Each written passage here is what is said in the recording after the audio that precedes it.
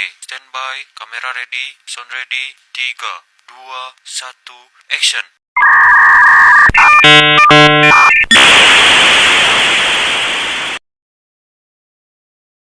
Halo Sobat Podcast, bersama kami di Ruang Sosiologi.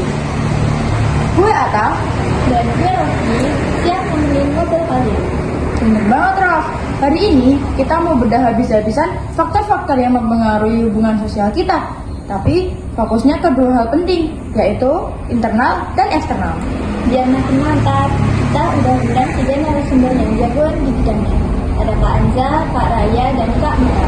Waktu ruang sosiologi.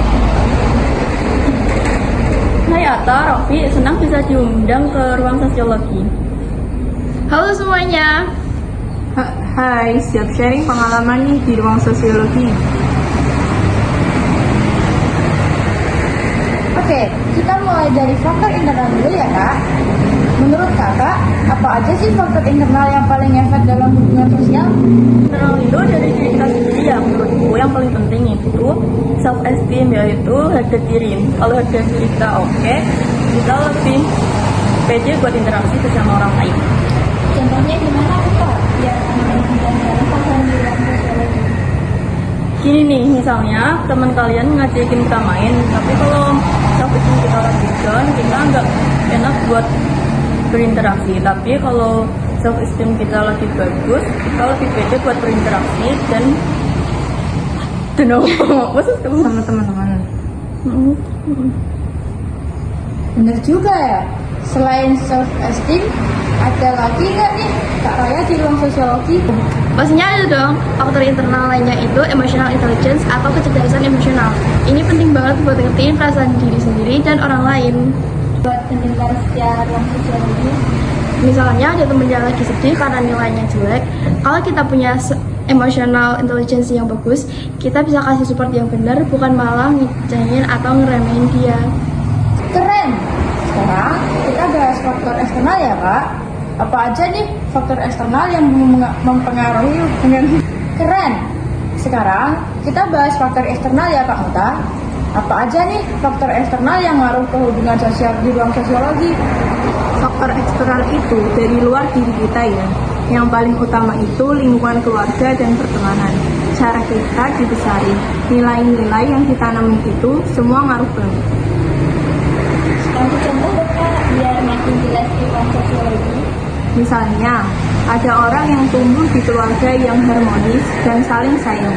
Dia bakal lebih gampang percaya sama orang lain dan bikin hubungan yang sehat. Tapi, kalau ada orang yang tumbuh di keluarga yang sering ribut, dia mungkin jadi susah percaya sama orang lain. Lingkungan yang mengaruh banget ya. Ada lagi Kak di ruang sosiologi? Ada faktor eksternal lainnya itu media sosial. Sekarang semua orang main medsos ya. Cara kita berinteraksi di medsos itu juga bisa ngaruh ke hubungan kita di dunia nyata. Contohnya gimana tuh Kak, buat pendengar setia ruang sosiologi?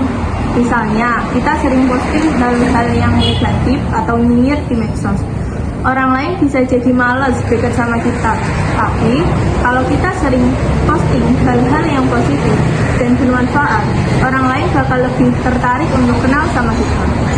Wah, dalam banget nih. Jadi, faktor eksternal dan internal kayak dua sisi poin ya di ruang sosiologi. Nah, buat teman-teman yang lagi berjuang tentang hubungan sosialnya, ada pesan-pesan gak nih dari kakak-kakak yang kece ini di ruang sosiologi?